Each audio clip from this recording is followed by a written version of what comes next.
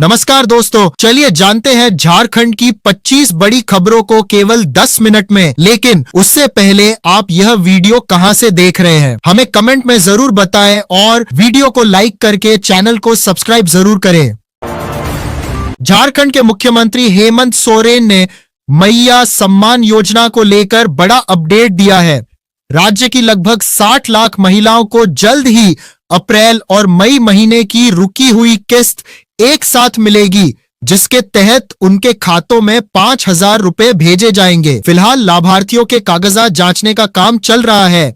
यह प्रक्रिया पूरी होते ही बैंक खातों में पैसे सीधे ट्रांसफर कर दिए जाएंगे। झारखंड में अब मनमाने ढंग से बिजली नहीं कटेगी।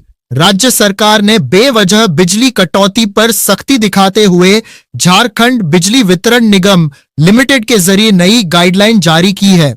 इसके तहत बिना वजह पावर शटडाउन करने पर रोक लगा दी गई है। अब केवल इंजीनियरों की अनुमति और तय समय पर ही बिजली काटी जाएगी, ताकि लोगों को बिना रुकावट लगातार बिजली मिल सके। झारखंड की राजधानी रांची के रिम्स अस्पताल में लिफ्टों के बार बार खराब होने से मरीज बेहद परेशान हैं। इस गंभीर समस्या को देखते हुए प्रशासन ने लिफ्ट ऑपरेटरों को ट्रेनिंग देने और समय समय पर सुरक्षा जांच कराने का फैसला किया है। इसके साथ ही प्रशासन ने लिफ्ट के खराब होने के पीछे गंदगी को बड़ी वजह बताते हुए लोगों से स्वच्छता बनाए रखने की अपील की है। झारखंड के लातेहार जिले में चंदवा थाना पुलिस ने बड़ी कार्रवाई करते हुए एक ट्रक से करीब 1 क्विंटल गांजा बरामद किया है। देवनद नदी के पास एक लाइन होटल के सामने खड़े राजस्थान नंबर के इस ट्रक से नशीला पदार्थ मिला है, जिसकी बाजार में कीमत लगभग 15 लाख रुपए है। पुलिस को देखकर गांजा तस्कर मौके से फरार होने में कामयाब रहे हैं। झारखंड में 30 जून से मतदाता सूची का विशेष सुधार अभियान शुरू हो रहा है, जिसके तहत बीएलओ घर घर जाकर वोटरों का सत्यापन करेंगे। मुख्य निर्वाचन पदाधिकारी ने साफ किया है कि वोटर लिस्ट में नाम जुड़वाने के लिए केवल आधार कार्ड काफी नहीं होगा, क्योंकि आधार कार्ड नागरिकता का प्रमाण नहीं है। इसके लिए अन्य जरूरी दस्तावेज देने होंगे। झारखंड की डीजीपी तदाशा मिश्रा ने पुलिस मुख्यालय में नए आपराधिक कानूनों और ई साक्ष्य ऐप की समीक्षा की है। उन्होंने पुलिस अफसरों को निर्देश दिया है कि वे आपराधिक मामलों की जांच हर हाल में 60 से 90 दिनों के भीतर पूरी करें। इसके साथ ही उन्होंने अपराध रोकने और जांच को बेहतर बनाने के लिए तकनीक के इस्तेमाल को और मजबूत करने पर जोर दिया है। झारखंड के धनबाद जिले के कांटा पहाड़ी इलाके में भूधंसान का खतरा लगातार बढ़ता जा रहा है, जिससे ग्रामीणों में भारी दहशत है। यहां अचानक हुए भूधंसान के कारण स्थानीय सड़क और कई घरों में बड़ी बड़ी दरारें पड़ गई हैं।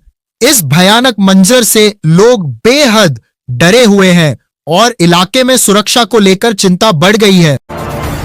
झारखंड के पलामू जिले में भीषण गर्मी के बीच बिजली संकट गहरा गया है। यहां जरूरत के मुकाबले बहुत कम बिजली मिल रही है, जिससे शहरी और ग्रामीण इलाकों के लोग बेहद परेशान हैं। मांग के अनुसार 132 मेगावाट की जगह सिर्फ 97 मेगावाट बिजली की सप्लाई हो रही है, जिससे लोगों का दैनिक जीवन, खेती और कारोबार बुरी तरह प्रभावित हो रहा है। झारखंड की राजधानी रांची में पुलिस ने भीषण गर्मी में ड्यूटी करने वाले ट्रैफिक जवानों को राहत देने के लिए एक शानदार पहल की है। पुलिस ने जवानों के लिए फैन वाली कूलिंग जैकेट का ट्रायल शुरू किया है।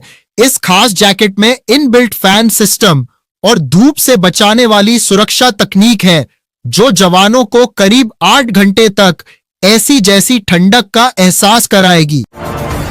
झारखंड के साहिबगंज जिले में विक्रमशिला सेतु के टूटने से स्थानीय पत्थर उद्योग पूरी तरह ठप हो गया है। पुल क्षतिग्रस्त होने की वजह से कोसी सीमांचल इलाकों में स्टोन चिप्स की कीमतें करीब 700 रुपए तक बढ़ गई हैं। इस संकट के कारण जहां एक तरफ पत्थर कारोबार बुरी तरह प्रभावित हुआ है, वहीं दूसरी ओर खनन विभाग को भी भारी राजस्व का नुकसान हो रहा है।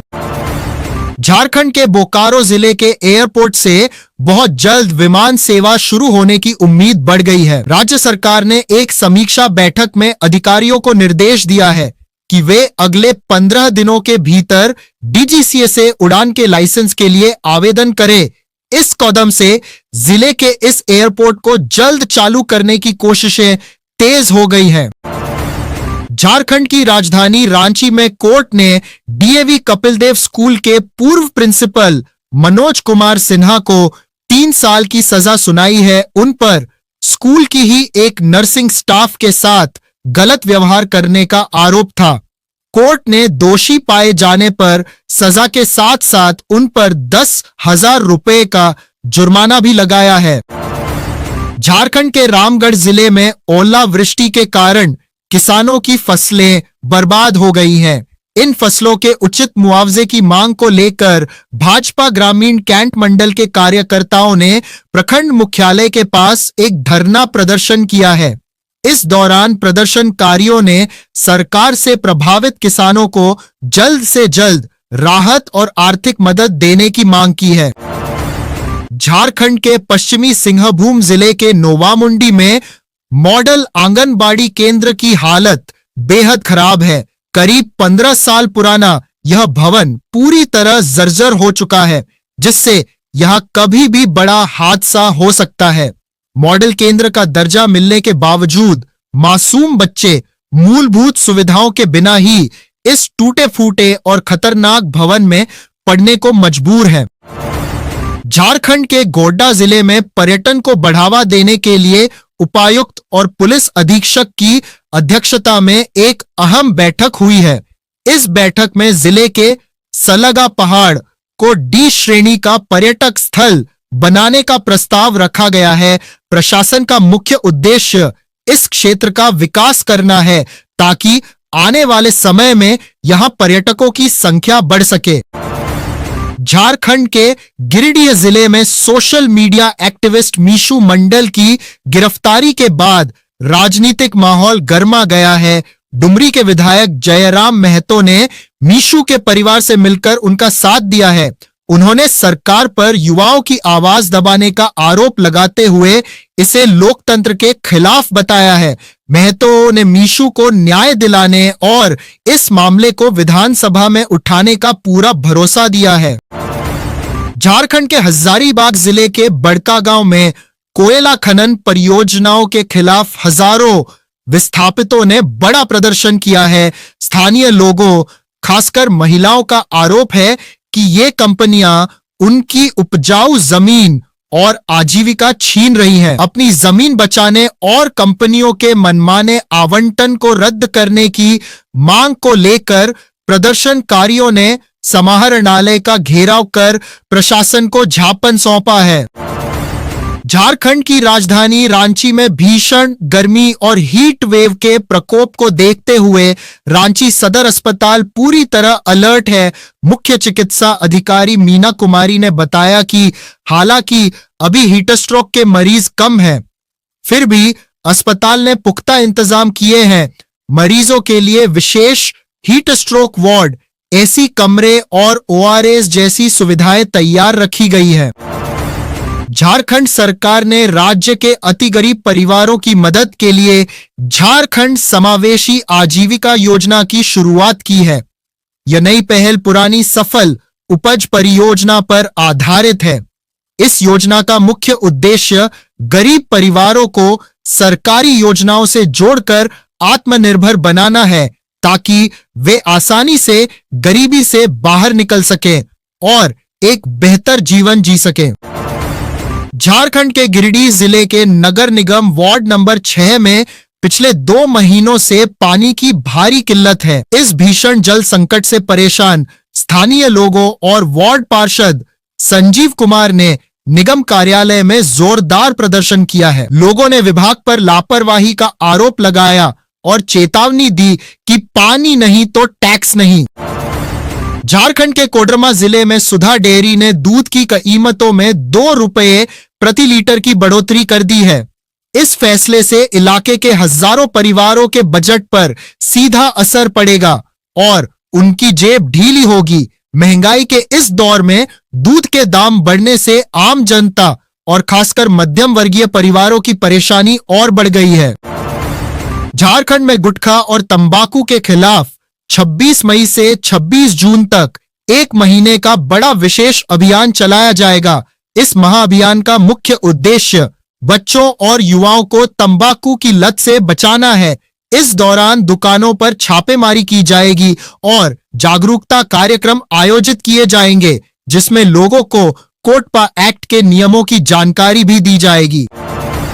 झारखंड के पश्चिमी सिंहभूम जिले में उत्पाद विभाग ने बड़ी कार्रवाई करते हुए 8 अवैध शराब भट्टियों को ध्वस्त कर दिया है।